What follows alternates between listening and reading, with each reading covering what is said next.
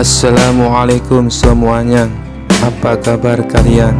Semoga dalam keadaan sehat dan dilancarkan rezekinya oleh Allah. Amin ya robbal alamin.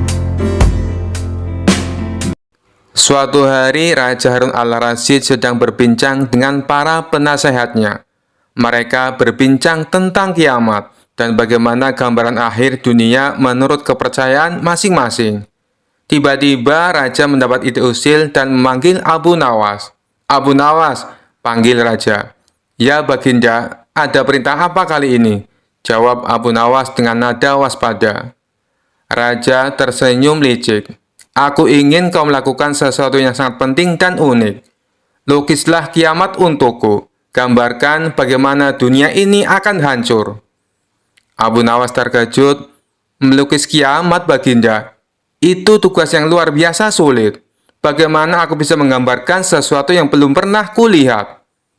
Raja tertawa. "Itu urusanmu. Kau punya waktu 3 hari. Jika gagal, kau akan dihukum." Abu Nawas pulang dengan pikiran berkecamuk. "Bagaimana aku melukis kiamat? Aku bahkan belum pernah melihatnya," gumamnya.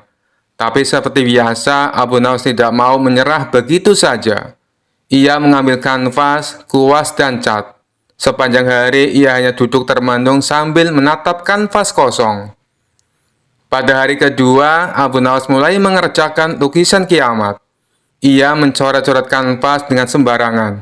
Garis-garis zigzag, lingkaran yang tak beraturan, dan percikan cat di mana-mana. Hasilnya, lukisan itu lebih mirip coretan anak kecil yang bermain cat. Tetangga yang melihat bertanya, "Abu Nawas, apa itu? Apa ini gambaran kiamat?" Abu Nawas tersenyum. "Tentu saja, bukankah kiamat pasti penuh kekacauan? Ini sangat akurat." Tibalah hari ketiga. Abu Nawas membawa kanvas ke istana. Raja dan seluruh pejabat istana sudah berkumpul, penasaran dengan hasil karya Abu Nawas. Raja berkata, "Abu Nawas, tunjukkanlah kepada kami lukisan kiamatmu." Dengan percaya diri, Abu Nawas membuka kain penutup kanvas. Semua orang tercengang melihat lukisan itu. Warnanya berantakan, tak ada bentuk yang jelas dan penuh coretan. Raja mencoba menahan tawa. "Apa ini, Abu Nawas? Apakah ini yang kau sebut lukisan kiamat?" Abu Nawas menjawab dengan tenang, "Ya Baginda, kiamat itu adalah kehancuran, kekacauan, dan ketidakjelasan. Lukisan ini mencerminkan semua itu. Bukankah ini sangat akurat?" Raja tertawa terbahak-bahak. "Kau benar-benar pintar, Abu Nawas. Aku tak bisa membantah logikamu. Baiklah, aku terima lukisan ini." Abu Nawas pulang dengan hadiah dari Raja. Sementara para pejabat istana masih terpingkal-pingkal membayangkan kiamat versi Abu Nawas. Dan begitulah Abu Nawas kembali membuktikan kecerdasannya dalam menghadapi perintah yang tampaknya mustahil. Kisah selanjutnya. Suatu malam, Abu Nawas tidur dengan pulas setelah seharian bekerja keras memecahkan teka-teki yang diberikan oleh sang raja. Namun di tengah tidurnya, Abu Nawas mengalami mimpi aneh dan luar biasa. Ia bermimpi tentang hari kiamat. Dalam mimpinya, Abu Nawas terbangun di tengah gurun luas. Langit gelap, gemuruh keras terdengar di mana-mana, dan orang-orang berlarian panik. Abu Nawas bingung, ia melihat sekeliling dan bertanya-tanya, "Apa yang terjadi di sini? Mengapa semua orang tampak sangat ketakutan?" Tiba-tiba seorang malaikat besar muncul di hadapannya. Dengan suara lantang berkata, "Abu Nawas, ini hari kiamat. Semua manusia akan diadili hari ini." Abu Nawas yang biasanya tenang mendadak gemetar. "Apa? Kiamat? Jadi ini akhirnya waktu di mana semua dosa diperhitungkan," katanya dengan suara lirih. Malaikat itu mengangguk. "Benar, Abu Nawas. Dan sekarang giliranmu untuk diadili," katanya dengan tegas. Abu Nawas langsung pucat.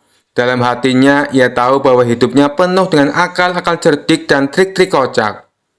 Dengan penuh rasa takut, ia berbisik, "Aduh, bagaimana ini? Apa aku bisa lolos dari pengadilan ini?" Lalu ia melihat orang-orang berbaris panjang menunggu giliran mereka diadili. Di barisan depan ada seorang saudagar kaya yang pernah ia kenal. Saudagar itu datang dengan membawa kereta penuh emas dan perhiasan. Tetapi malaikat pengadil hanya menggelengkan kepala, dan saudagar itu pun dibawa ke tempat yang gelap dan suram. Kemudian datanglah seorang alim ulama dengan buku tebal yang berisi segala amal baiknya. Namun malaikat pengadil masih saja menggelengkan kepala. Ulama itu pun dibawa pergi. Melihat itu Abu Nawas semakin panik. Wah, kalau mereka saja tidak lolos, bagaimana dengan aku? Aku tidak punya emas, dan amalanku, ya kebanyakan penuh dengan trik cerdik, gumamnya. Akhirnya giliran Abu Nawas tiba. Dengan gemetar ia berjalan maju di hadapan malaikat pengadil. Malaikat itu membuka buku catatan amal Abu Nawas dan mulai membaca. Tiba-tiba malaikat itu berhenti, tersenyum kecil dan berkata, "Abu Nawas, ada yang aneh di sini. Dalam catatan amalmu tertulis bahwa kau pernah menipu raja berkali-kali, membuat orang-orang tertawa dengan kecerdikanmu, dan selalu menemukan cara licik untuk lolos dari masalah. Apakah itu benar?" Abu Nawas dengan senyum canggung menjawab, "Iya, hamba akui, tapi semua itu dilakukan dengan niat baik, supaya orang-orang senang dan tertawa, tidak untuk menyakiti." Malaikat itu tertawa kecil dan berkata, "Baiklah, karena kau mengakuinya, aku akan bertanya satu hal terakhir.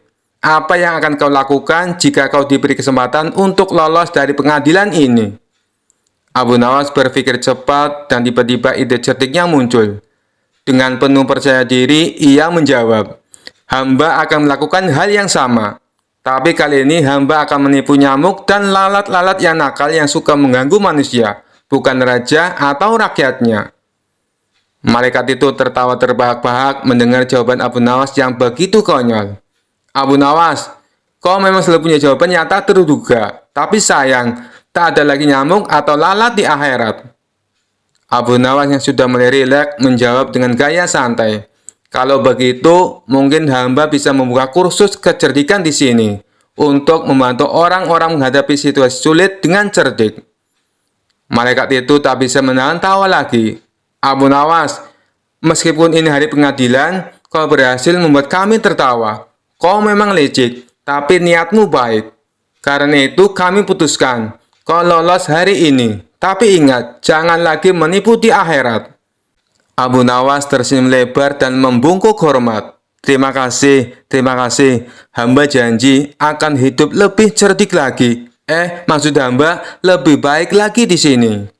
Tiba-tiba Abu Nawas terbangun dari tidurnya dengan kaget. Ia menyeka keringat di dahinya dan bergumam, "Wah, untung itu cuma mimpi.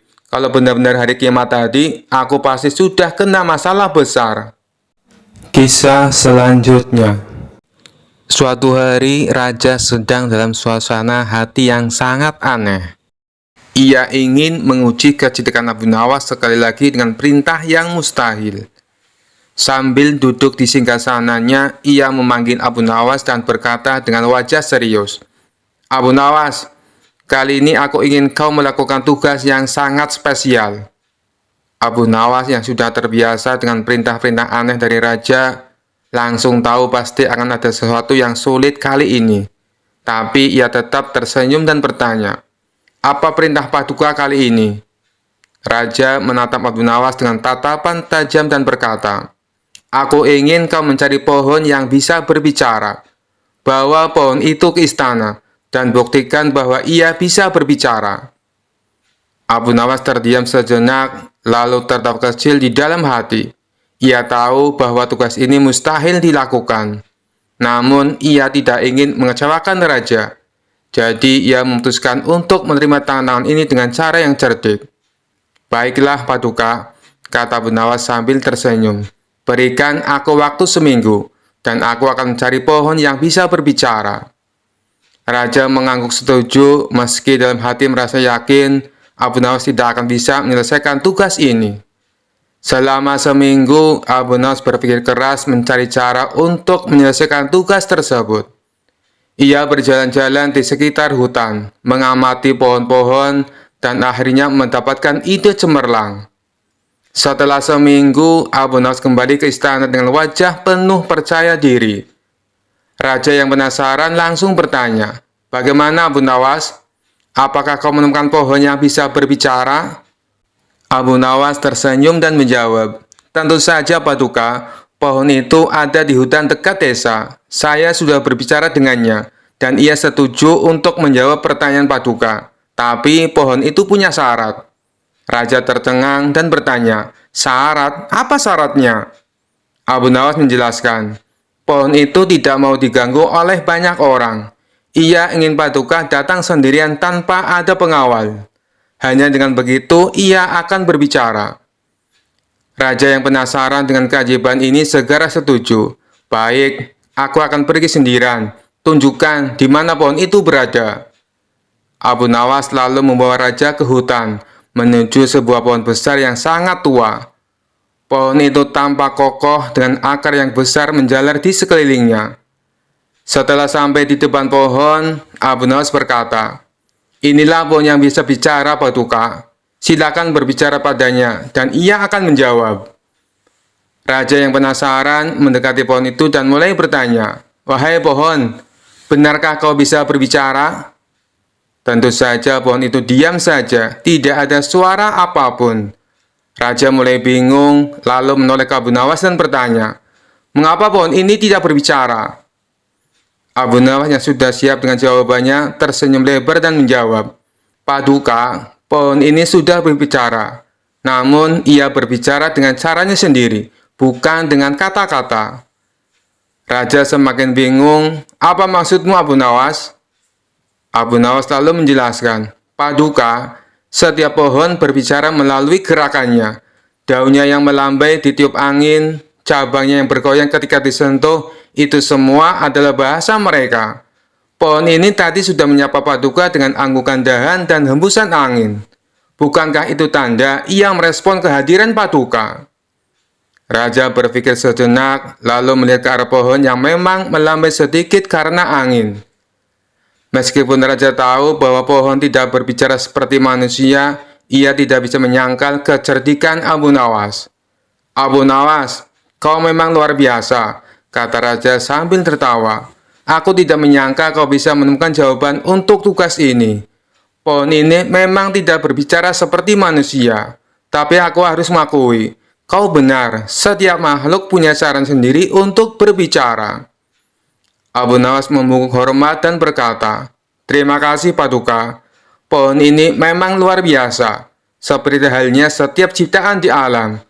Mereka semua berbicara, hanya saja kita yang harus mendengarkan dengan cara yang berbeda."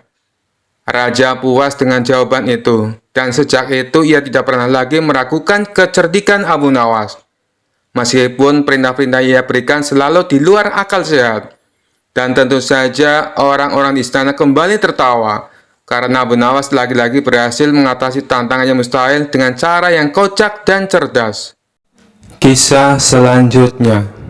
Pada suatu hari, Raja Harun al-Rasyid memanggil Abu Nawas ke istana. Wajah sang raja tampak serius, tidak seperti biasanya. Abu Nawas yang selalu cerdik sudah merasa ada sesuatu yang tidak beres. "Abu Nawas," kata raja dengan nada berat, "ada masalah besar. Raja Jin dari Irak telah menantangku untuk sebuah pertarungan. Jika aku tidak mengirimkan seseorang petarung yang hebat, dia akan menghancurkan kerajaanku." Abu Nawas terkejut. "Raja Jin? Astagfirullahaladzim. Kenapa tuanku tidak mengirim pasukan saja?" Raja Harun al-Rasyid tersenyum tipis. "Jin berbeda dengan manusia. Hanya seseorang yang memiliki kecerdikan luar biasa yang bisa mengalahkan mereka. Jadi, aku memilihmu Abu Nawas." Abu Nawas langsung merasa was-was. Menghadapi jin saja sudah menakutkan, apalagi raja mereka. Tapi karena perintah sang raja, Abu Nawas tidak bisa menolak. Dengan berat hati, ia menerima tantangan tersebut. Beberapa hari kemudian, Abu Nawas dibawa ke padang pasir di perbatasan Irak, tempat di mana Raja Jin menunggu. Begitu Abu Nawas tiba, angin kencang berhembus dan langit menjadi gelap. Di depan Abu Nawas muncul sosok raksasa setinggi pohon kelapa, bersisik dan bercahaya merah menyala. Dialah Raja Jin Irak. Siapa kau, manusia kecil? Apakah kau yang diutus Raja Harun al-Rasyid untuk melawanku? Suara Raja Jin menggema seperti guntur di langit. Abu Nawas masih takut mencoba tetap tenang. Betul, aku yang dikirim. Tapi kita tak perlu bertarung dengan kekerasan. Aku menawarkan permainan yang lebih seru. Raja Jin tampak penasaran. Permainan? Apa yang bisa kau tawarkan, manusia lemah? Dengan cepat Abu Nawas berkata, kita bertarung menggunakan kecerdikan. Siapa yang bisa mengalahkan akal orang lain, dia yang menang. Bagaimana? Berani? Raja Jin tertawa keras. Aku suka tantangan. Katakan, apa yang harus kita lakukan? Abu Nawas memikirkan cara paling aman untuk mengalahkan Raja Jin. Baiklah, begini permainannya. Kau harus berubah menjadi apapun yang kuminta. Dan aku juga akan berubah sesuai permintaanmu. Siapa yang tidak bisa berubah menjadi yang diminta, dia yang kalah. Raja Jin setuju. Kau dulu yang mulai, Abu Nawas. Abu Nawas tersenyum. Baiklah, Raja Jin. Aku ingin kau berubah menjadi seekor nyamuk kecil. Raja Jin merasa ini tantangan mudah. Dalam sekejap, tubuh raksasa Raja Jin menyusut, berubah menjadi nyamuk kecil yang berputar-putar di sekitar kepala Abu Nawas. Bagaimana? Lihat, aku bisa, kata Raja Jin, yang kini berbicara dalam suara kecil seperti dengungan nyamuk. Abu Nawas dengan cepat mengayunkan tangannya dan menjepit nyamuk itu dengan jari-jarinya. Nah, sekarang kau tertangkap, kata Abu Nawas sambil tertawa. Raja Jin marah dan segera berubah kembali ke wujud aslinya. Kau licik, Abu Nawas, tapi sekarang giliranku. Aku ingin kau berubah menjadi asap dan lenyap. Abu Nawas mulai panik. Bagaimana caranya berubah menjadi asap? Tapi tiba-tiba dia mendapat ide cerdik. Baiklah, kata Abu Nawas, tapi kau harus tutup matamu dulu, agar kau tidak melihatku berubah menjadi asap. Raja Jin yang tidak curiga menurutinya dan menutup matanya. Dengan cepat Abu Nawas berlari secepat kilat menjauh dari tempat itu, meninggalkan Raja Jin yang menunggu dengan mata tertutup. Setelah beberapa saat, Raja Jin membuka matanya dan terkejut melihat Abu Nawas sudah hilang. Hei, kemana dia? Seru Raja Jin.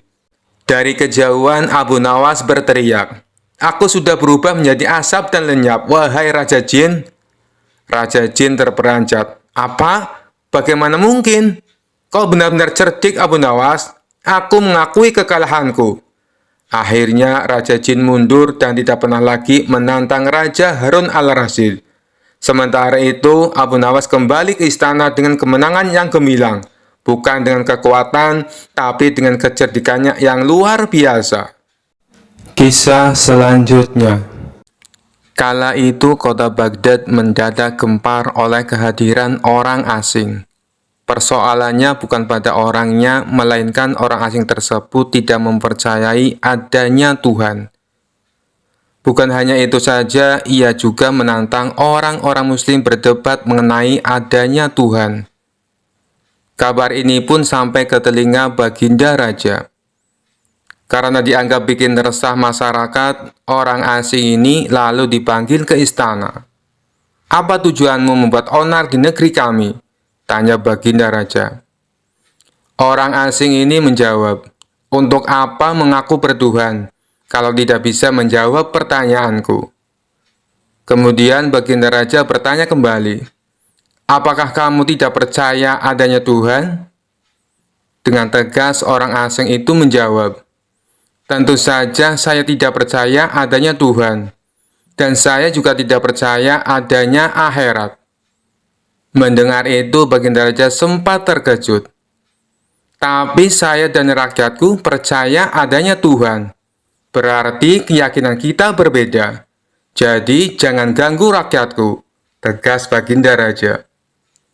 Kalau Paduka Raja percaya adanya Tuhan, bisakah Paduka menjawab 3 pertanyaanku? Tanya orang asing tersebut. Silahkan, balas baginda raja. Pertanyaan pertama, orang Islam meyakini bahwa dunia dan isinya adalah ciptaan Allah.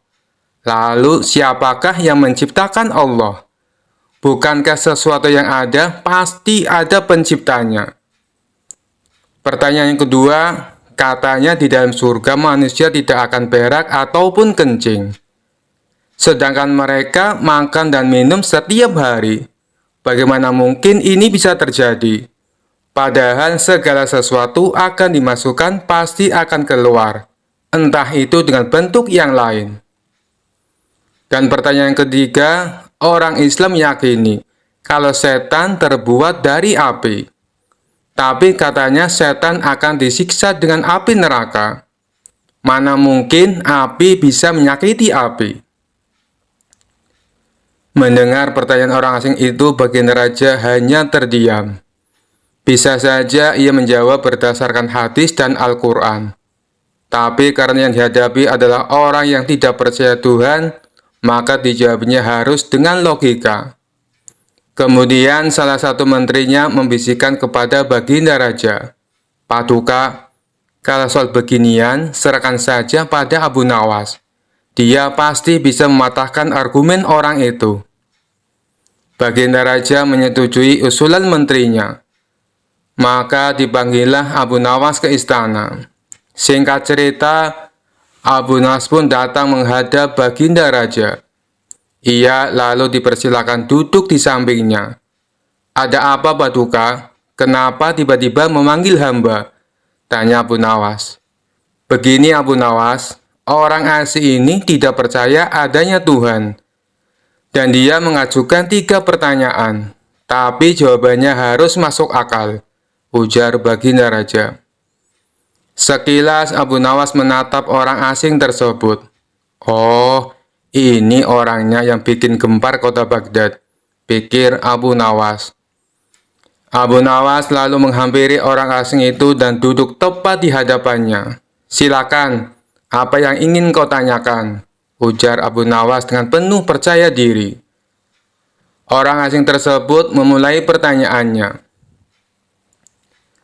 "Anda sebagai seorang muslim tentu percaya bahwa segala sesuatu baik yang terlihat maupun tidak terlihat pasti ada yang menciptakan."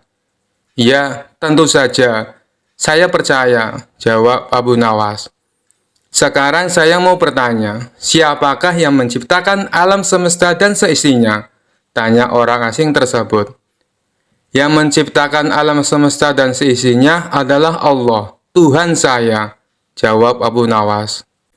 "Oh, baiklah. Lalu siapakah yang menciptakan Allah? Bukankah tadi Anda mengakui bahwa segala sesuatu baik yang terlihat maupun tidak terlihat pasti ada yang menciptakan?" tanya orang asing itu kembali. Sejenak Abu Nawas terdiam. Ia pun lalu berkata, "Anda pasti tahu kalau kami selaku orang Islam mengakui hanya ada satu Tuhan. Kita istilahkan saja Tuhan dengan angka 1. Sekarang gantian aku yang bertanya. Angka 3 berasal dari angka berapa?" tanya Abu Nawas.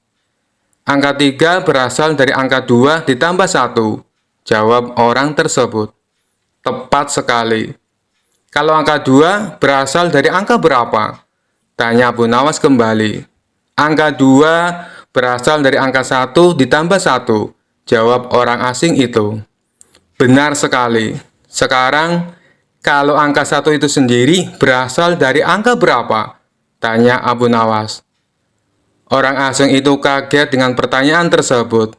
Ia hanya terdiam tak bisa menjawabnya.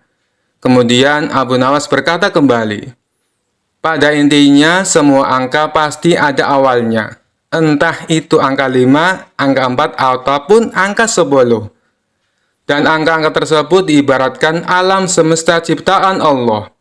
Apabila kamu bertanya siapakah yang menciptakan Allah, sama halnya saya bertanya dari mana angka 1 itu ada. Kamu pasti tidak akan bisa menjawabnya," jelas Abu Nawas. Orang itu pun langsung terdiam merenungi kata-kata Abu Nawas. Untuk jawabanmu atas pertanyaanku yang pertama masuk akal juga. Sekarang pertanyaan yang kedua. Kalian sebagai muslim pasti meyakini kelak hidup di surga tidak akan berak dan kencing. Padahal di sana kalian makan dan minum setiap hari. Mana mungkin itu bisa terjadi? Jelaskan padaku, tanya orang asing tersebut. Baik, akan saya jelaskan. Selama kamu dalam kandungan rahim ibumu, tentunya kamu makan dan minum, bukan? Karena menurut ilmu medis, seorang janin memakan sesuatu yang dimakan ibunya. Lalu ketika kamu dalam kandungan ibumu selama 9 bulan, apakah kamu pernah berak ataupun kencing? Untuk kedua kalinya, pertanyaan orang asing itu bisa dijawab dengan mudah oleh Abu Nawas. Baik, jawabanmu masuk akal. Sekarang pertanyaan terakhir. Kalian sebagai muslim pasti meyakini kalau setan terbuat dari api dan neraka juga terbuat dari api. Tapi yang membuat saya heran, katanya setan akan disiksa dengan api neraka. Mana mungkin api bisa menyakiti api? Itu hal konyol yang pernah saya dengar, ujar orang asing tersebut. Bisakah kamu menjelaskannya? Tanyanya kemudian. Sebelum aku menjawab pertanyaan terakhir, aku ingin kita saling berjanji. Apapun jawabannya, kamu tidak boleh marah, pinta Abu Nawas. Tentu saja, saya tidak akan marah. Apalagi kalau jawabannya masuk akal, balas orang tersebut. Tiba-tiba Abu Nawas menampar pipi orang asing itu sangat keras. Baginda Raja dan orang-orang yang hadir terkejut dibuatnya. Hei, apa-apaan ini? Kalau tidak bisa menjawab, jangan emosi. Apalagi sampai main pukul kayak gini, protes orang asing. Siapa yang emosi? Itu tadi adalah jawaban saya. Apakah tadi kamu merasakan sakit? Tanya Abu Nawas. Tentu saja sakit, jawab orang itu sambil memegang pipinya. Coba kamu perhatikan tangan saya. Bukankah tangan saya terbuat dari tulang dan daging? Begitu juga dengan pipi kamu. Tapi ketika tangan saya ini tamparkan ke pipi kamu, kamu langsung kesakitan. Itulah gambaran sederhana. Kalau api neraka bisa menyakiti setan, setan pasti akan merasa kesakitan, meskipun ia sama-sama terbuat dari api, kata Abu Nawas menjelaskan. Orang asing tersebut lalu terdiam. Ia tak bisa membantah argumen Abu Nawas. Sementara baginda raja dan orang-orang istana kagum atas kecerdikan Abu Nawas. Kisah selanjutnya. Diceritakan ada seorang musafir datang ke istana menemui baginda raja. Ia mengaku punya sebuah teka-teki yang tidak pernah terpecahkan oleh siapapun. Baginda raja yang memang suka dengan permainan tersebut meminta si musafir untuk menunjukkan teka-tekinya. Apakah teka-tekimu berupa pertanyaan? Tanya baginda raja. Bukan paduka yang mulia, jawab si musafir. Baiklah, coba tunjukkan padaku. Barangkali aku bisa menebaknya, balas baginda raja. Kemudian si musafir membuat garis lingkaran dengan menggunakan tongkatnya. Silahkan paduka, jawab si musafir. Apa yang harus aku jawab? Bukankah itu hanya sebuah lingkaran? Tanya baginda raja bingung. Jawabannya bukan dengan kata-kata paduka, tapi paduka harus membuat garis di antara lingkaran itu, jelas si pemuda. Mendengar hal itu, baginda raja bertambah bingung. Akhirnya baginda raja mengundang para pejabat istana dan seluruh orang terbelajar untuk menjawab teka-teki yang aneh itu. Akan tetapi, mereka semua tidak ada yang bisa menebaknya. Jangankan untuk menebak, untuk memahami maksud teka-tekinya saja, mereka sama sekali tidak tahu. Hal ini membuat baginda raja menjadi marah. Jika kalian tidak dapat menjawab teka-teki orang ini, maka aku akan berikan seluruh kekayaan kalian kepadanya, ancam baginda raja. Seluruh pejabat istana dan orang-orang terbelajar pun mulai gelisah. Lalu mereka meminta waktu 24 jam untuk memahami teka-teki tersebut. Baginda Raja pun menyetujui permintaan mereka. Namun setelah sehari berlalu, mereka masih saja belum menemukan solusinya. Bagaimana? Apakah kalian sudah mendapatkan jawabannya? Tanya Baginda Raja. Ampun Paduka yang mulia, kami sangat bingung. Jangankan untuk menjawab teka-tekinya, memahami maksudnya saja kami tidak tahu. Jawab salah satu dari mereka. Tapi saya punya solusinya Paduka. Sebaiknya kita undang saja Abu Nawas. Saya kira tidak ada seorang pun kecuali dia yang dapat memberikan jawaban dengan tepat untuk teka-teki seperti ini, kata mereka melanjutkan. Baiklah, sekarang kalian cari Abu Nawas dan bawa dia ke sini, perintah Baginda Raja. Maka mereka pun pergi ke rumah Abu Nawas untuk meminta pertolongan. Di depan Abu Nawas, para pejabat istana ini mengadukan permasalahan yang dihadapinya. Tolonglah kami Abu Nawas, kalau sampai teka-teki ini tidak terjawab, seluruh harta kekayaan kami akan diberikan kepada orang musafir itu, pinta mereka. Kalau aku bisa menjawabnya, apa yang akan aku dapatkan? Tanya Abu Nawas. Kami akan memberikanmu keledai yang bagus. Nanti kami akan mengajakmu ke pasar hewan. Kamu boleh pilih keledai mana yang kamu sukai, jawab mereka. Mengetahui hadiah yang akan didapatkan, Abu Nawas seketika menjadi semangat. Ayo, kita ke istana sekarang, ajak Abu Nawas. Mereka pun lalu berangkat bersama-sama. Sesampainya di sana, Abu Nawas langsung menghampiri si musafir. Tunjukkan padaku teka-tekimu, aku siap menjawabnya, pinta Abu Nawas. Orang musafir itu segera membuat garis lingkaran dengan tongkatnya, kemudian menatap Abu Nawas. Tanpa ragu-ragu, Abu Nawas menarik sebuah garis di tengah-tengah lingkaran dan membelahnya menjadi dua. Lalu si musafir membuat garis lingkaran lainnya. Kali ini, Abu Nawas menjawabnya dengan membuat garis dan membelahnya menjadi 4 bagian sama rata. Kemudian Abu Nawas berkata kepada si musafir sambil menunjukkan satu bagian. Satu bagian ini adalah tanah, dan 3 bagian lainnya adalah air. Mendengar perkataan tersebut, musafir itu tahu bahwa Abu Nawas memahami maksudnya. Ia pun memuji kecerdasan Abu Nawas di hadapan Baginda Raja dan para menteri di istana. Akan tetapi, tidak berhenti sampai di situ. Si musafir meletakkan punggung tangannya di atas lantai, dengan jari-jarinya menunjuk ke arah langit. Abu Nawas pun melakukan sebaliknya. Ia meletakkan jari-jarinya ke tanah dan punggung tangannya di atas. Untuk kedua kalinya si musafir memuji Abu Nawas. Lalu ia berkata kepada Baginda Raja, Paduka Raja harusnya bangga memiliki orang pandai seperti dia. Baginda Raja menjawab, aku sungguh bingung dan tidak tahu maksudnya dengan teka-teki yang kau berikan dan jawaban yang Abu Nawas berikan. Kemudian si musafir menjelaskan, begini Paduka yang mulia, aku menggambar sebuah lingkaran.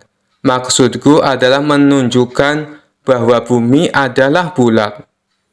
Abu Nawas lalu menjawabnya dengan membelah garis lingkaran itu menjadi 2 bagian. Dia hendak menunjukkan padaku bahwa dia juga percaya bahwa bumi itu memang bulat. Makanya dia membelahnya menjadi 2 bagian untuk menunjukkan arah utara dan selatan. Dan garis lingkaran yang aku buat kedua kalinya, Abu Nawas lalu membelahnya menjadi 4 bagian. Dia juga mengatakan padaku, 1 bagian adalah tanah, dan 3 bagiannya adalah air. Apa yang dikatakan Abu Nawas adalah benar. Dan sewaktu saya meletakkan punggung tangan di atas lantai, dengan jari-jarinya menunjukkan arah langit, maksudku adalah untuk menunjukkan pertanyaan tentang tanaman yang tumbuh, dan bagaimana tanaman itu bisa tumbuh. Lalu dijawab oleh Abu Nawas, dia meletakkan jari-jarinya menghadap ke bawah lantai, dengan punggung tangannya di atas. Maksudnya adalah Dia ingin menunjukkan bahwa jawabannya adalah hujan dan sinar matahari. Setelah mendengar penjelasan tersebut, Baginda Raja tak habis pikir. Seumur-umur aku baru tahu teka-teki itu. Ini sangat membingungkan tapi penuh makna, dan sama sekali tak terpikirkan olehku. Hanya orang-orang tertentu saja yang bisa menjawabnya, ujar Baginda Raja. Oleh karena itulah, Paduka semestinya bangga. Di negeri Paduka ada orang cerdas seperti Abu Nawas, timpal si musafir. Karena salut dengan kecerdasan Abu Nawas, Baginda Raja memberinya hadiah berupa pundi-pundi uang.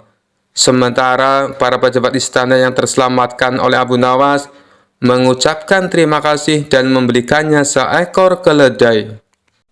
Kisah selanjutnya. Dikisahkan ada seorang tukang cukur rambut yang terkenal dengan keahliannya yang luar biasa.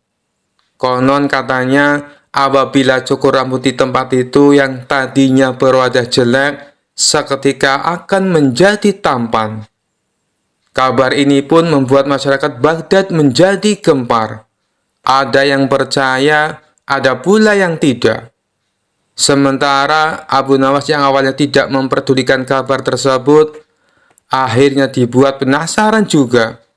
Dan untuk membuktikan kebenarannya, Abu Nawas lalu mendatangi si tukang cukur. Setibanya di sana, Abu Nawas langsung disambutnya. "Silakan masuk, Tuan.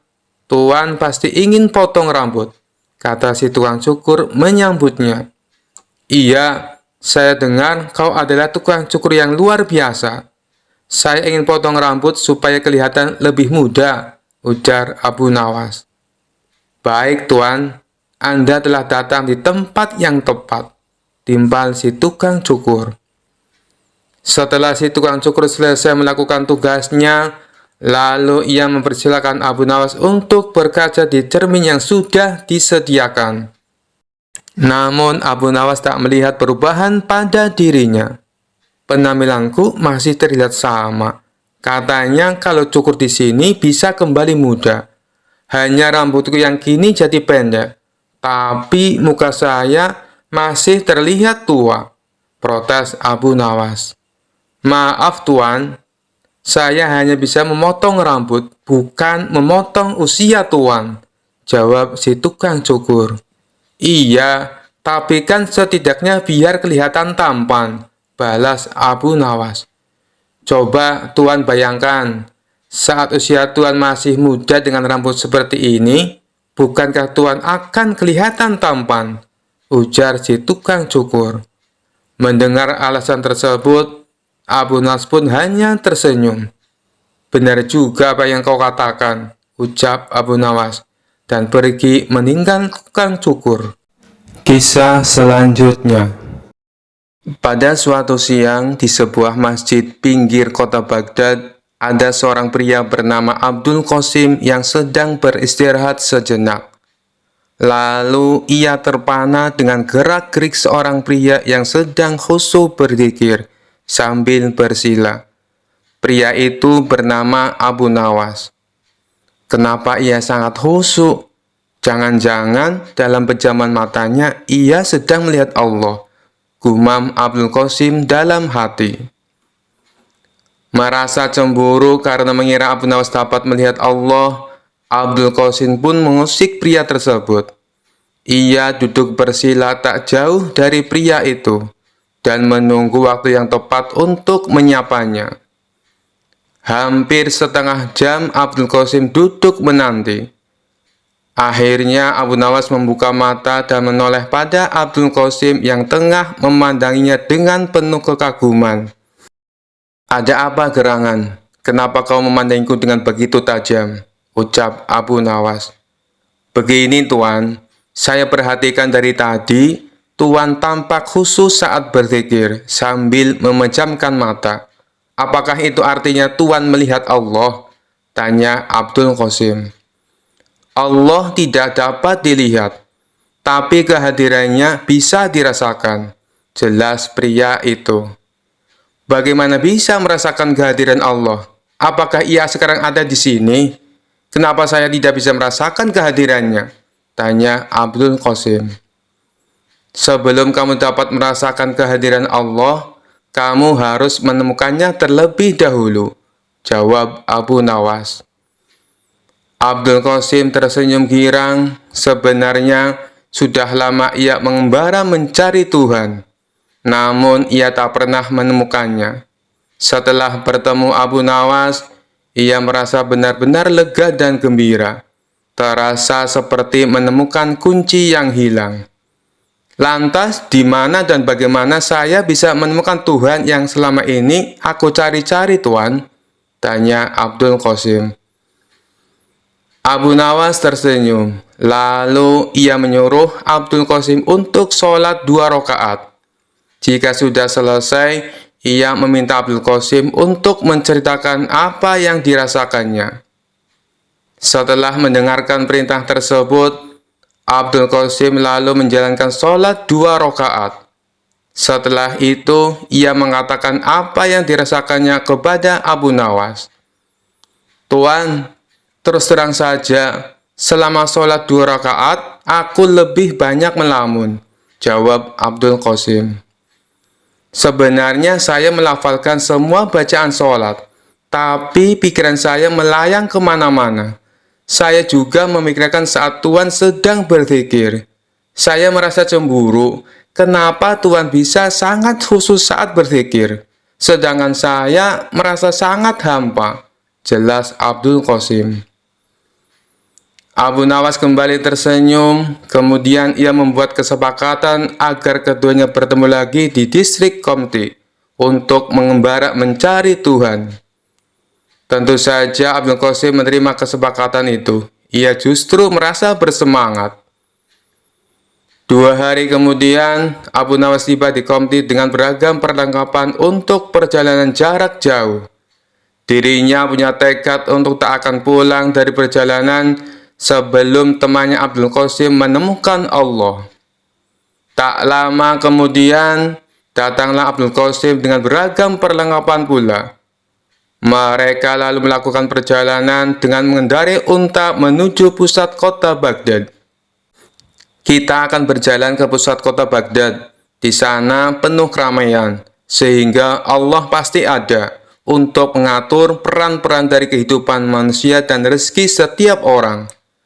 Namun, tampaknya tak semua orang bisa merasakan kehadiran Allah, seperti yang sekarang ini kamu alami, ucap pria cerdas itu kepada Abdul Qasim. Baiklah Tuan, aku siap melakukan perjalanan ini, jawab Abdul Qasim. Jarak antara Qomti dan pusat kota Baghdad sangatlah jauh. Di antara keduanya terbentang padang pasir yang gersang dan panas. Dalam perjalanan, tiba-tiba Abu Nawas mengatakan pada Abdul Qasim bahwa mereka nanti akan menjamak sholat untuk menghemat waktu.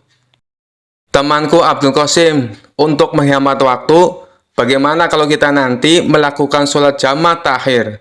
Artinya, kita tidak hanya akan mengurangi jumlah rakaat sholat, tapi juga menggabungkan sholat duhur dengan sholat asar di satu waktu, yaitu di waktu sholat asar, ucap Abu Nawas. Tuan, mengapa kita tidak sholat jamak takdim saja? Jadi kita bisa menggabungkan sholat duhur dan asar bersamaan siang ini di padang pasir, tanya Abdul Qasim keheranan. Kenapa engkau lebih memilih sholat jamak takdim ketimbang jamak takhir, wahai temanku Abdul Qasim? Tanya Abu Nawas. Begini Tuan, saya hanya merasa khawatir bila sebelum asar tiba-tiba kita dirampok penyamun dan mati dibunuh. Padahal kita belum sempat melaksanakan sholat duhur, jawab Abdul Qasim. Abu Nawas tersenyum lebar. Temanku Abdul Qasim, sholat itu sesungguhnya berasik-asik dengan Allah. Kiranya sholat tak boleh jadi beban. Sebenarnya tak hanya sholat, tapi semua syariat dalam Islam. Tak boleh manusia jadikan beban. Maka dari itu, ada baiknya jika tempat sholat itu nyaman dan mengasyikkan. Jika kita melaksanakan sholat di padang pasir yang panas sekali ini, bisa saja sholat kita kurang khusyuk dan tidak asik, kata Abu Nawas sambil menginjak-injak pasir. Coba peganglah pasir-pasir ini, sangat panas. Jidatmu bisa saja melepuh jika kamu sholat di sini. Itu berarti sholat yang kamu laksanakan tak hanya jadi beban, tapi juga bisa membahayakan. Mari kita cari masjid di desa Kubedi atau Isbilya. Apabila sesuai perkiraanmu, kita dirampok dan dibunuh sebelum sampai desa itu, tak perlu khawatir. Yang penting kita sudah berniat untuk sholat duhur. Baru berniat saja, Allah pasti sudah tersenyum. Apalagi jika kita benar-benar melaksanakannya.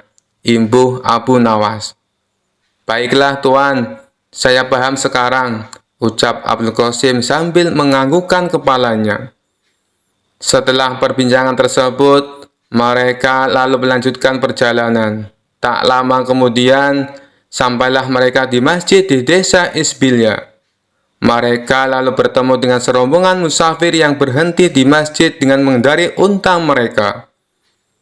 Setelah Abu Nawas dan Abdul Qasim sholat, mereka mendapati bila rombongan musafir itu tidak ikut sholat.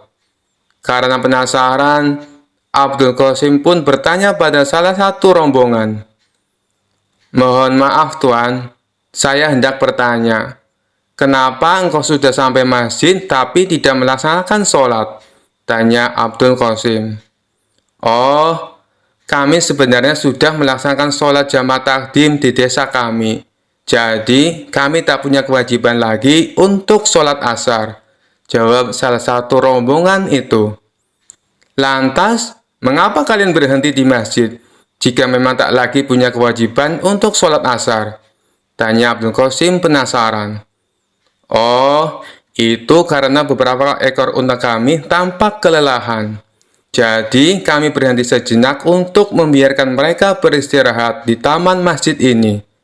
Islam mengajarkan kami untuk tidak berbuat zalim kepada semua makhluk, termasuk pada unta-unta ini. Benar begitu kan? Jawab kepala rombongan. Abdul Qasim merasa kagum dengan jawaban ketua rombongan musafir itu. Namun masih ada yang ingin ia tanyakan. Tuan, apakah engkau bersikap baik hanya pada unta saja atau pada semua binatang? Tanyanya. Ketua rombongan itu tersenyum lalu menjawab, jangankan kepada binatang, bahkan kepada pepohonan ini pun kami juga takut untuk berbuat zalim. Kita sholat untuk mencegah dari berbuat fahsyah dan mungkar. Untuk apa kita sholat jika tetap berbuat kejahatan terhadap sesama makhluk ciptaan Allah? Abdul Qasim semakin kagum dengan jawaban tersebut. Ia lalu pamit untuk melanjutkan perjalanan bersama Abu Nawas. Sepanjang perjalanan, ia tampak lebih tenang saat mengendalikan untanya. Sepertinya ia tengah berusaha mencerna kalimat yang diucapkan oleh ketua rombongan musafir tadi. Abu Nawas mengajaknya berbicara untuk memecahkan keheningan. Tampaknya kau sedang berpikir sesuatu. Apa yang sedang kau pikirkan? Tanya Abu Nawas. Abdul Qasim sangat bersemangat dan sontak bertanya. Sebenarnya, tadi saya mendengar kepala musafir menyebutkan kata fahsyah dan mungkar. Jujur saja, saya belum mengerti maksudnya, Tuan. Bolehkah saya meminta penjelasan pada Tuan? Oh, jadi itu yang membuatmu penasaran. Jadi, fahsyah adalah semua perbuatan buruk yang tidak mengakibatkan kerugian langsung kepada orang lain. Karena tak langsung memberikan dampak buruk, biasanya orang-orang tak segera bisa mengenali nilai-nilai buruk yang terkandung dalam fahsyah itu. Setelah itu, Allah akan memberikan pelajaran lewat agama. Jelas Abu Nawas. Agar hamba semakin paham, bisakah Tuan menyebutkan contoh fahsyah? Tanya Abdul Qasim antusias. Contohnya saja perzinaan, meneguk minuman beralkohol, atau memakan makanan haram. Saat dua orang berzina, sebenarnya orang lain tak merasa dirugikan secara langsung, sebab tak ada korban jiwa akibat perbuatan mereka. Inilah mengapa nilai-nilai buruk dalam fahsya tidak mudah dikenali oleh umat manusia. Abdul Qasim tertegun dan mengakukan kepala tanda paham. Sekarang, bandingkan dengan perbuatan mungkar. Mungkar adalah perbuatan buruk yang menimbulkan kerugian langsung pada orang lain. Misalnya saja pencurian, pembunuhan, atau perampokan. Karena semua itu berdampak langsung pada orang lain dan ada korban jiwa akibat perbuatan itu, maka nilai-nilai buruk yang terkandung dalam perbuatan mungkar gampang sekali dikenali. Bahkan seorang ateis sekalipun percaya bila pembunuhan, perampokan, dan pencurian adalah perbuatan buruk. Jelas Abu Nawas. Lelaki yang tengah mencari Tuhan itu pun merasa kagum dengan penjelasan dari tuannya. Hatinya berbunga, banyak sekali ilmu yang ia dapat dari perjalanan ini. Dari desa Isbilia, kedua penggemar itu melanjutkan perjalanan mereka ke pusat kota Baghdad. Selama 8 hari, mereka berjalan melewati padang pasir yang panas. Setelah melakukan perjalanan selama 13 hari, sampailah mereka di bibir kota Baghdad. Abu Nawas merasa heran karena sejumlah ruas jalan menuju pusat kota ditutup. Hampir 2 pekan melakukan perjalanan, pujangga ini tak tahu perkembangan berita. Mereka pun mencari-cari jalan agar cepat sampai di pusat kota Baghdad. Pada akhirnya, mereka pun berhasil sampai di pusat kota Baghdad. Ada ratusan ribu orang berkumpul di alun-alun karena hendak melaksanakan sholat. Rupanya, hal tersebutlah yang membuat sejumlah ruas jalan ditutup. Lalu Abu Nawas mengajak Abdul Qasim untuk ikut sholat berjamaah. Usai sholat, mereka menyaksikan sejumlah orang naik ke atas panggung, lalu satu persatu melakukan orasi. Beberapa orang berorasi menggunakan kalimat yang tak selayaknya diucapkan usai sholat. Abdul Qasim yang jarang berkunjung ke pusat kota Baghdad merasa terheran-heran menyaksikan pemandangan ini. Usai mendengarkan semua orasi, mereka melanjutkan perjalanan. Abu Nawas lalu bertanya pada Abdul Qasim, "Bagaimana? Apakah sejauh ini kamu sudah menemukan Tuhan?" "Belum sepenuhnya," jawab Abdul Qasim dengan nada suara agak sedih. "Bahkan sejujurnya, di alun-alun tadi saya merasa tidak sholat. Boro-boro saya menemukan Tuhan," imbuhnya. Abu Nawas tahu arah pembicaraan Abdul Qasim, tapi ia biarkan temannya itu meracau sendiri di atas panggung untanya. "Saya merasa barusan mengalami perbuatan mungkar," ucap Abdul Qasim meracau. "Kenapa bisa begitu?" tanya Abu Nawas. "Saat menuju pusat kota Baghdad, kita tadi benar-benar kesulitan mencari jalan. Karena beberapa jalan ditutup gara-gara ratusan orang mau sholat di tanah lapang. Padahal, sebelah lapangan itu ada masjid yang besar. Bukankah ini mirip definisi perbuatan mungkar yang Tuhan pernah jelaskan?" ucap Abdul Qasim. "Saya tak ingin buru-buru mengatakan yang mereka lakukan tadi itu adalah perbuatan mungkar. Siapa tahu mereka memang berniat untuk sholat berjamaah di tempat terbuka," ujar Abu Nawas. Dalam hati, Abu Nawas sebenarnya merasa senang karena temannya mulai menemukan pintu yang benar menuju Tuhan. Ia makin bersemangat menemani Abdul Qasim untuk menemukan Tuhan. Setelah 2 hari meninggalkan kota Baghdad, sampailah mereka di sebuah masjid kecil di pinggir gurun. Saat menambatkan unta di halaman masjid, mereka sadar bila bekal mereka telah habis. Lalu mereka pun bingung apa yang bisa dimakan di kampung kecil di tengah gurun seperti ini. Di tengah kebingungan, tiba-tiba datang sekelompok kafilah di masjid itu. Dari baju mereka yang kemal, mereka adalah kaum Badui miskin yang tampaknya tengah melakukan perjalanan jauh dan melelahkan. Usai menampatkan unta mereka, Kepala kafilah itu menghampiri Abu Nawas dan Abul Qasim untuk memberi salam. Setelah berbincang singkat, kepala kafilah itu tahu bila Abu Nawas dan Abul Qasim sedang kelaparan. Tanpa basa-basi, kepala kafilah itu memberi mereka makanan. Awalnya Abu Nawas menolak, karena ia melihat makanan itu sebenarnya juga bekal terakhir yang dibawa kafilah itu. Tapi setelah kepala kafilah itu maksanya, akhirnya Abu Nawas menerima makanan itu.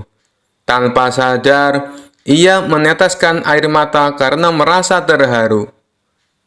Kenapa Tuhan memberikan makanan ini pada kami? Padahal bekal Tuhan juga menipis. Sementara perjalanan Tuhan pasti masih jauh, tanya Abdul Qasim. Saudara mungkin tak tahu, sebenarnya saya bukan mengurangi bekal makanan, tapi justru sedang menambahnya, jelas ketua kafilah. Bagaimana bisa? Tanya Abdul Qasim bingung. Ingatlah perkataanku, wahai saudaraku. Allah memerintahkan kita untuk bersedekah, dalam kondisi sempit maupun lapang. Ia senang dengan apa yang kita kerjakan ini. Allah juga berjanji, jika kita bersedekah, maka ia akan menganjarkan pahala sebanyak 700 kali lipat. Bayangkan saja, saya sekarang memberi kalian sekantong makanan, maka nanti akan datang 700 kantong makanan untuk kami, ucap ketua kafilah. Bagaimana Tuhan bisa yakin? Seandainya 700 kantong makanan itu tidak datang, Tuhan akan mati kelaparan, ujar Abdul Qasim penasaran. Saya yakin sekali bahwa Allah di samping kita. Jangan pernah meragukan kemampuannya membagi-bagi rezeki. Buktinya, saat kalian sedang kelaparan di padang pasir, Allah tetap mengirimkan rezeki dengan mengutus kami datang ke masjid ini, ucap kepala kafilah sambil menepuk pundak Abdul Qasim. Lagi pula, jika Allah tidak memberikan 700 kantong makanan pada kami, pada nanti malam atau besok pagi hingga kami pun mati, saya lebih berbahagia lagi. Itu berarti Allah yang kami yakini selalu ada di samping kami. Akan segera kami jumpai dengan sepenuh keyakinan dan kebahagiaan. Imbuh ketua kafilah sambil undur diri untuk menyantap bekal terakhirnya. Sementara Abu Nawas dan Abdul Qasim menyantap makanan mereka dengan tetesan air mata. Saat senja tiba, rombongan kafilah itu mohon pamit. Lalu Abu Nawas dan Abdul Qasim mengantar kepergian mereka dengan syukur dan sukacita. Karena hari sudah semakin gelap, bagaimana kalau bermalam saja di masjid ini? Besok kita akan kembali ke rumah masing-masing, ucap Abdul Qasim. Apakah itu artinya kau sudah menemukan Tuhan, saudaraku Abdul Qasim? Tanya Abu Nawas. Benar Tuan, saya sudah menemukan Tuhan yang selama ini hilang dari saya. Tapi Tuhan nikmati keberadaannya dalam zikir Tuhan. Jelas Abdul Qasim yakin. Bagaimana bisa engkau tiba-tiba menemukan Tuhan, saudaraku? Tanya Abu Nawas penasaran. Sebenarnya, ketika hari pertama kita melakukan perjalanan, dan Tuhan berkata bahwa sholat harus mengasihkan dan tak boleh tersiksa menanggung beban, saya hampir menemukan Allah. Ia menurunkan syariat agama pasti untuk membahagiakan umatnya, bukan untuk mempersulit mereka, ucap Abdul Qasim. Kemudian, ketika kita bertemu dengan musafir yang peduli pada unta-unta mereka, saya sudah merasa semakin dekat dengan Tuhan yang saya cari. Lalu, ketika saya tak merasa bahagia ketika sholat di alun-alun kota Baghdad, sesungguhnya saya merasa tengah diajarkan makna dan tujuan sholat yang sebenarnya, imbuh Abdul Qasim. Abu Nawas hanya terdiam dan tersenyum. Wahai saudaraku, sore ini adalah puncaknya saya menemukan Allah. Bertemu dengan para kafilah membuat saya sadar bahwa tujuan dari sholat sesungguhnya adalah menjaga kemanusiaan. Tanpa pemberian mereka, mungkin kita malam ini akan mati kelaparan. Sholat yang mereka lakukan membuat mereka yakin kemanusiaan harus dijaga dimanapun mereka berada. Sekarang saya semakin yakin mengapa Allah memerintahkan kita untuk sholat. Saya pun merasa Allah kini selalu berada di samping saya, karena saya meyakini hal itu, ujar Abdul Qasim. Abu Nawas tersenyum bahagia. Ia bersyukur karena akhirnya saudaranya dapat menemukan Tuhan, yakni di hatinya. Mereka pun bermalam di masjid itu. Keesokan harinya, mereka berpisah untuk kembali ke rumah masing-masing. Abdul Qasim berterima kasih pada Abu Nawas karena telah menemaninya mencari Tuhan. Sekian dulu perjumpaan kita kali ini. Sampai bertemu lagi di kisah-kisah selanjutnya. Terima kasih yang sudah subscribe dan setia menonton channel ini. Wassalamualaikum warahmatullahi wabarakatuh.